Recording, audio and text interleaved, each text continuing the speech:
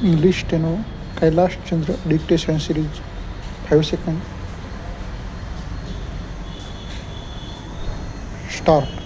In conclusion, I would like to say a word in regard to employment with which I have been dealing so far.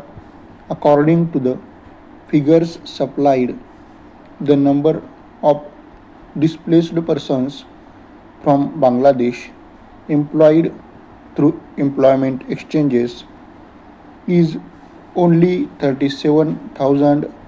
This is very meager compared with their total number, which comes to 32 lakhs according to the official figures. This is with regard to Bangladesh refugees.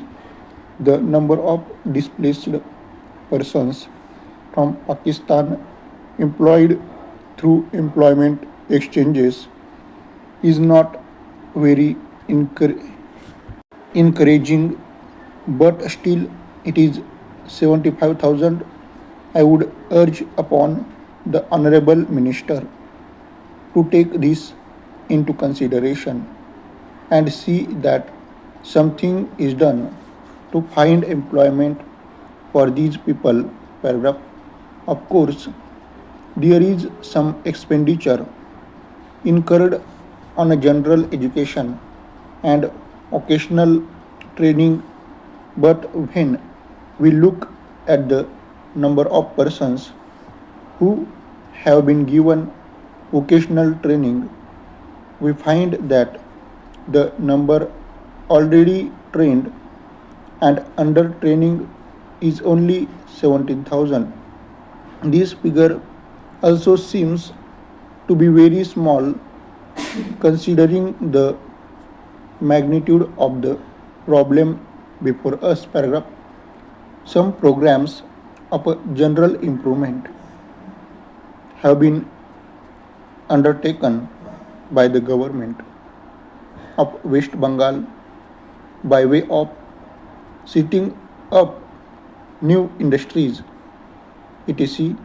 These programs should be looked into and put into operation with a view to giving more employment to these displaced persons. Paragraph. Within the limited time at my disposal, I shall limit my remarks to refugees from Bangladesh. The first thing which strikes one as one looks at the various brochures and publications that have been given to us is the amount of contradiction one has to battle against. The first contradiction is in regard to the number of persons government thinks they have rehabilitated in West Bengal, granting that it is difficult to make a final assessment of the number of refugees who have come from Bangladesh. It is still true to say that at least there should be some sort of parity between what the Union Ministry says and what the West Bengal Rehabilitation Ministry says. Only a few days ago, the West Bengal Minister of Rehabilitation said that there are 22 lakhs of refugees who have to be rehabilitated, but the central government's refugees are 31 lakh. Unless the government know the number of people they have to budget for, it is rather bewildering to know how they mean to plan in bringing about their rehabilitation.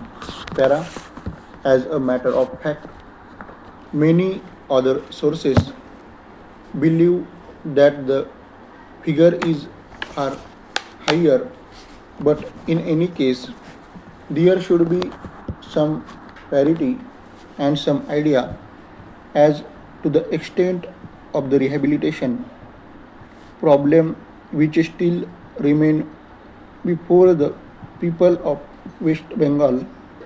Paragraph. The other contradiction is this: one the one hand, Srimati Renuka Rai says that in the near future they will be making a successful completion of the work of economic rehabilitation of refugees in that state, but only last year Sri A.P. Jain said that as yet the problem of the displaced persons from Bangladesh was a matter which was giving some concern. I really do not understand why, in spite of Sri A.P. Jain recognizing that the problem is still quite serious, Srimati Renuka Rai should have made such a statement. Yet, when we heard the Honorable Finance Minister, we find that there has been a big shortfall in a rehabilitation budget. Paragraph. I think that if the fact finding committee's report had been published, the assessment that we have rehabilitated about 50% of the people of Bangladesh who come over as displaced persons would have become quite clear in regard to its incorrectness.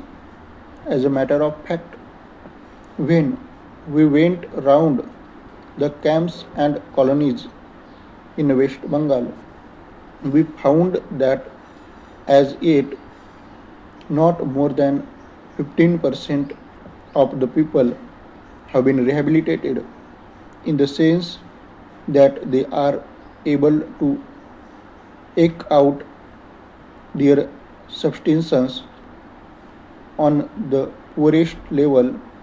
It is not more than 15%, and I think the figure of the fact finding committee are still lower.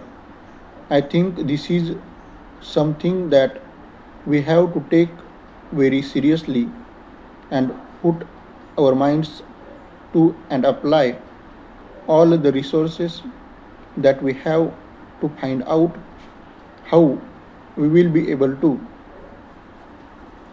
tackle these problems of rehabilitation. Paragraph.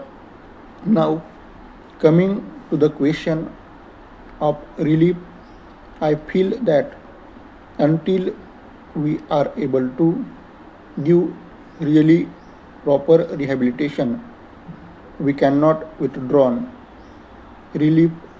It is no use arguing whether relief leads to lethargy and moral slackness unless our rehabilitation policies are fruitful.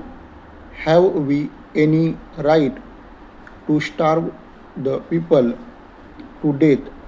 As a matter of fact, Sri A.P. Jain may know that in West Bengal, the incidence of tuberculosis amongst the refugee population is very high.